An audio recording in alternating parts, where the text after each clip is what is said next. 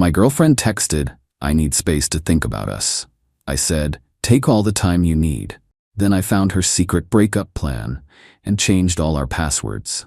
6 hours later, she was begging me to explain everything.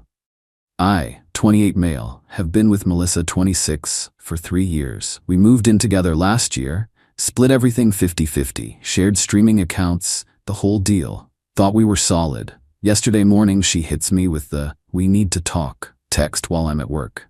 Says she needs space to think about our relationship. Cool. I text back, "Take all the time you need," and go back to debugging code. Here's where it gets spicy. I get home early cause my manager had a dentist appointment. Melissa's laptop is open on the couch. She's in the shower. I'm about to close it when I see a WhatsApp web conversation with her best friend Jenna. The preview shows, "The exit strategy is perfect. He won't know what." Yeah, I looked. Sue me. What I found made my blood run cold. Screenshots of apartment listings. A whole spreadsheet titled Operation Fresh Start with my streaming passwords, my credit card info for subscriptions, even notes about keeping the good kitchen stuff and taking the PS5 since he barely uses it. The kicker? Messages dating back 2 months planning this. While I was planning our anniversary trip, she was planning her escape. While I was paying for her car repairs last month, she was saving to ghost me. Best part of the messages? Just keep playing nice until after the holidays so you get your presents. Make sure you change all the passwords after you move out so he can't cancel anything. You deserve this fresh start, babe. He's too boring anyway. Get the Nintendo Switch too? Technically, you played it more. I sat there for maybe 30 seconds. Then I got to work. Changed every single password. Netflix, Hulu, Disney+, HBO Max, Amazon Prime, Spotify, even our shared grocery delivery account. Removed her cards from everything. Canceled her phone line. I was paying for our family plan. Changed the Wi-Fi password. Everything. Then I texted Jenna from my phone. "Hey, this is Melissa's boyfriend. Just wanted you to know I saw your messages. Thanks for helping me dodge a bullet." Packed all her stuff in boxes. Neat and organized because I'm not a monster. Even bubble wrapped her precious succulent collection. When she got out of the shower, I was sitting on the couch with her laptop open to the spreadsheet. "We should talk," I said. The look on her face? Chef's kiss. Update 1. Holy shit, this blew up. Let me tell you what happened next, cause y'all were right. It got wild. After I showed her the laptop, she tried to play it off. "Babe, it's not what it looks like." "Really? Your detailed 10-step breakup plan with financial fraud isn't what it looks like?" She started crying, saying Jenna pressured her, that she was confused, that she loves me but felt trapped. I just sat there eating chips while she performed this one-woman show. Then her phone started blowing up. Remember, I'd already canceled her line, so she's only getting notifications on Wi-Fi, which I'd changed the password to. She's frantically trying to check her messages, but can't. "What did you do?" she asks. "Took some space to think about us," I said. "Like you suggested." She tries to log into Netflix on her phone. Nope. Spotify? Nada. Her face is getting redder with each failed login. Then she gets a text notification from her mom, still coming through on Wi-Fi from when she was connected. "Why is your phone going straight to voicemail?" That's when she lost it. Started screaming about how I had no right, how those were her accounts too, how I was being controlling and abusive. I pulled up our Venmo history showing I'd paid for every single subscription for the past year while she saved for a car, aka her escape fund. She called Jenna on WhatsApp, still barely connected to the dying Wi-Fi.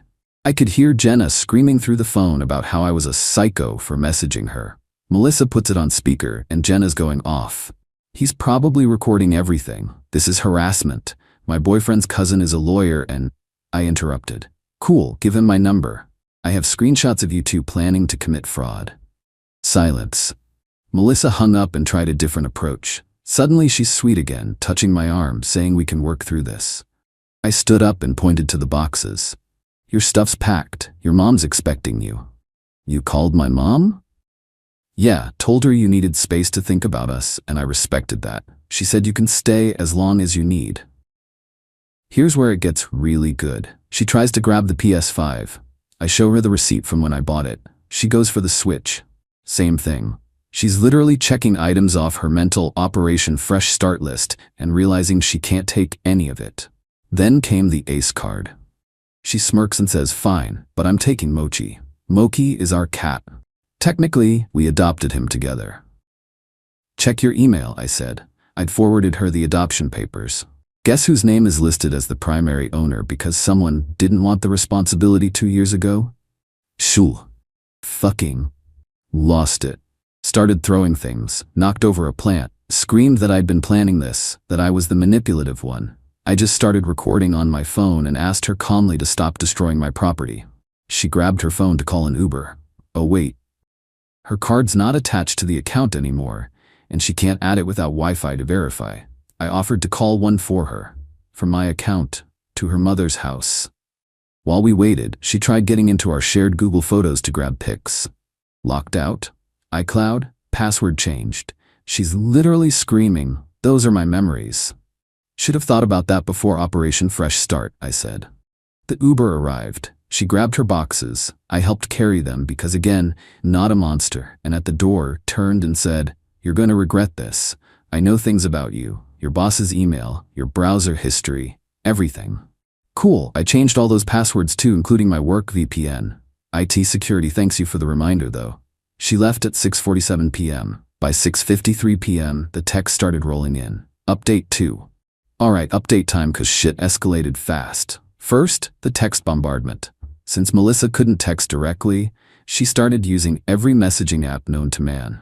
WhatsApp, Telegram, Signal, fucking LinkedIn messaging. Girl even tried to contact me through Wordscapes. The messages ranged from, "Baby, please let's talk about this rationally. You're overreacting to a joke between friends. I'll call the police for theft. My anxiety is so bad, and you're literally killing me. Fine, keep everything, I never loved you anyway. I'm going to sue you for emotional damage." At 11 p.m., her mom called. I like her mom, so I answered. She was confused. Melissa had told her we had a small fight and I kicked her out illegally. I emailed her mom the screenshots. Dead silence for like 30 seconds. Then, "I'm so sorry, honey, I'll handle this." I could hear Melissa in the background. "Mom, whose side are you on?" This morning, the flying monkeys arrived. Jenna's boyfriend Derek showed up at my door at 7 a.m. This wannabe alpha in a tight gym shirt, talking about, "We need to have a man-to-man conversation about respecting women." Sure, I said. Let's start with respecting their property and not planning to steal from them. He tried to push into my apartment. I just stood there holding Mochi and said loudly, "Sir, I don't know you and you're trying to force your way into my home. Please leave or I'll call the police." My neighbor Mrs. Chen poked her head out. "Everything okay, dear?" Derek left real quick after that. Then came the social media blast. Melissa made a long Facebook post about emotional abuse, controlling behavior, and how I trapped her financially. Tagged all our mutual friends. You know what I did? Nothing. Just posted a picture of Mochi with the caption, "Living our best life." But her cousin Rachel, who never liked me, commented, "Knew he was toxic. You deserve so much better, queen." So I replied with one word, "Screenshots?" Melissa deleted the post within an hour. Then, shit got nuclear. Remember how she threatened about knowing my browser history and boss's email? Well, she tried to log into my work email from her laptop. Our IT department automatically flags unauthorized login attempts. I got a call from security asking if I was aware someone was trying to breach my account from an IP address registered to her mother's house. No, I said. I have no idea who would do that. Please investigate fully. Y'all, she tried to access a federal contractor's secure system. That's not just drama, that's a felony. By lunch, I had a text from her mom. She's packing to stay with Jenna. I'm so disappointed. Also, thank you for feeding Mochi wet food on Tuesdays. I told her that was important for his digestion, but she never listened. Even her mom knows I'm the better cat parent. But wait, there's more. Update 3. The entitlement reached new heights, y'all. Strap in. Yesterday afternoon, Melissa discovered something. Remember how I said we split everything 50-50? Well, that included a Best Buy credit card we used for electronics. It's in my name, but she was an authorized user.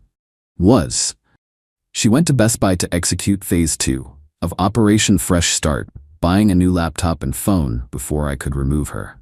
Except, I'd already called and removed her authorization Monday night. The store manager called me to verify the attempted purchase. $3,400 worth of electronics. I thanked him for catching the fraud, and yes, I'd like to file a report. Within an hour, Jenna was blowing up my LinkedIn. Girl is desperate with voice messages. I saved them all, but highlights include, "You're literally ruining her life over a joke. She was going to pay you back. When? How?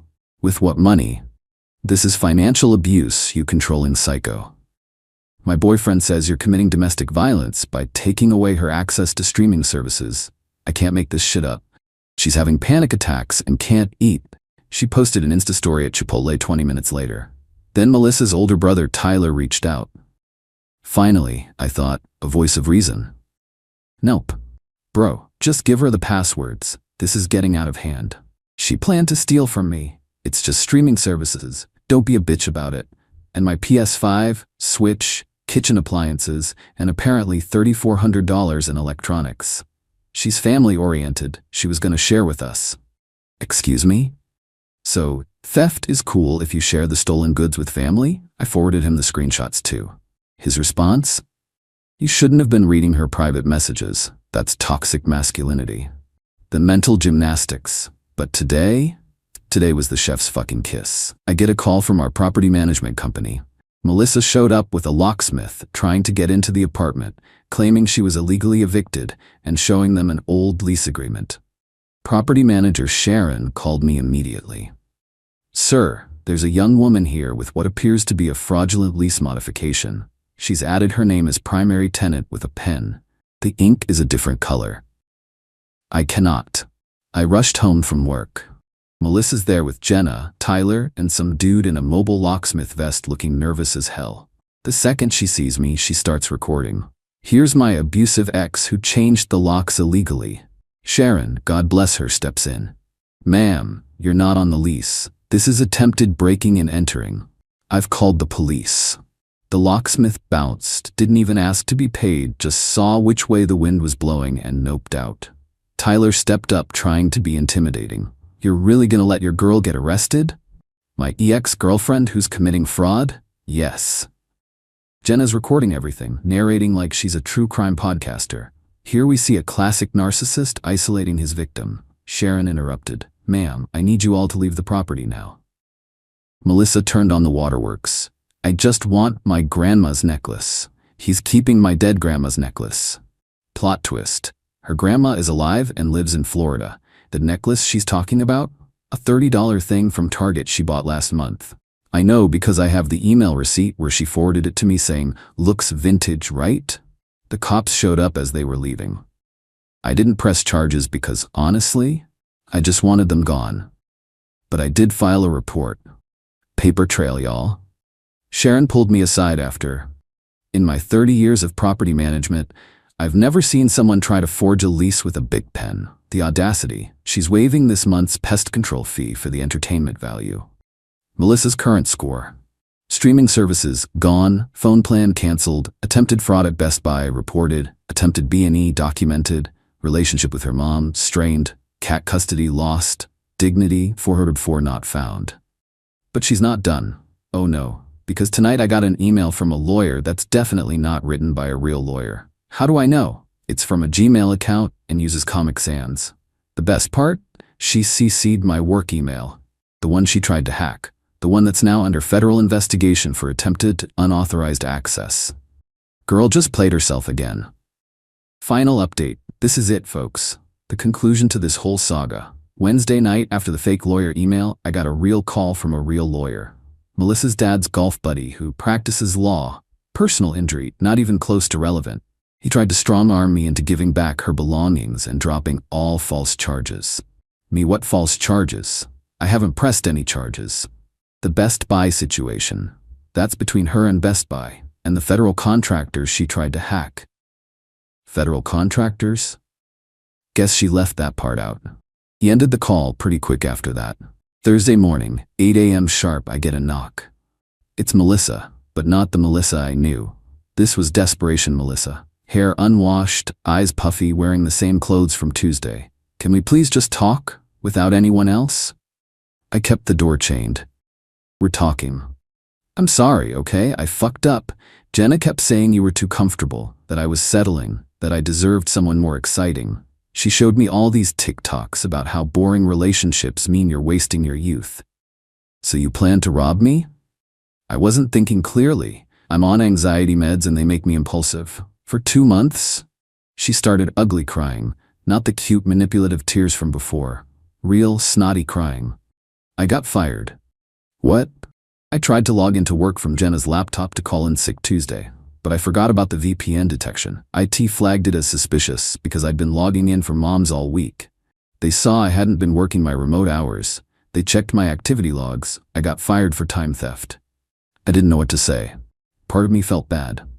Most of me didn't. Can I at least say goodbye to Mochi? I brought Mochi to the door. She reached through the gap to pet him. He hissed and ran away. Even the cat knows. I'm moving back home, she said. Dad's making me work in his plumbing supply store until I learn the value of money. Her dad's store is in a strip mall in the middle of nowhere. No Wi-Fi, cash register from 1987, the ultimate millennial nightmare. Jenna won't return my calls. She said I'm too much drama, and it's affecting her manifestation journey. I almost laughed. Almost. Tyler won't help either. Says I embarrassed him in front of his property manager friend. Sharon's not. I stopped. Didn't matter. She looked at me one last time. You know what the fucked up part is? I was happy. I was actually happy with you, and I let Jenna convince me I wasn't because you don't take Instagram-worthy vacations or buy me designer shit. I threw away a real relationship for a fantasy.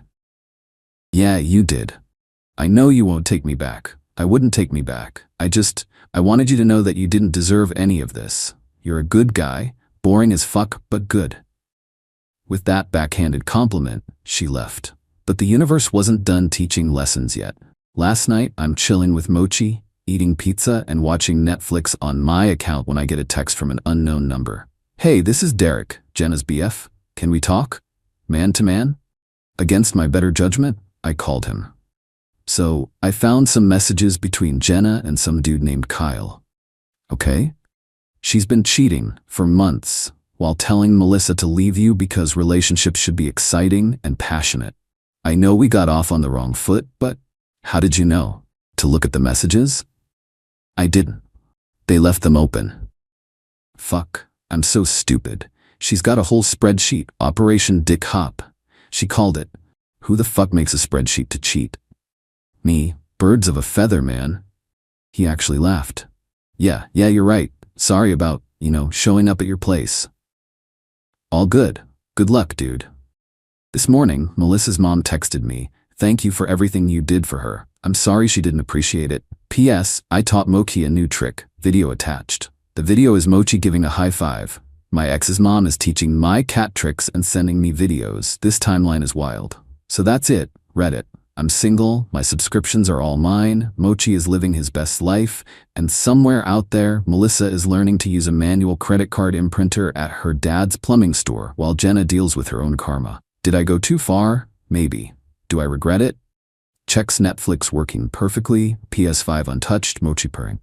Edit. Since everyone's asking, 1. Yes, Mochi is now getting wet food every Tuesday. 2. No, I haven't heard from federal investigators yet. 3. Yes, I changed my locks. Legally, she was never on the lease. 4. No, I'm not dating. Mochi and I need time to heal. 5. Her mom still sends me Mochi videos. Who? Derek just texted. He found out Jenna's Operation Dick Hop included rating her side pieces on a scale that included financial potential and Instagram aesthetic. She rated Derek a 6/10 for only having 2K followers. Kyle scored an 8/10 for drives a Tesla. It's a lease, but still. These people deserve each other. Final edit. Melissa's mom just invited me to Thanksgiving because someone needs to carve the turkey properly. I'm going. Mochi's invited too. Life is stranger than fiction, y'all. Thanks for following this journey. Remember, when someone shows you who they are, believe them. And always, always keep your passwords secure.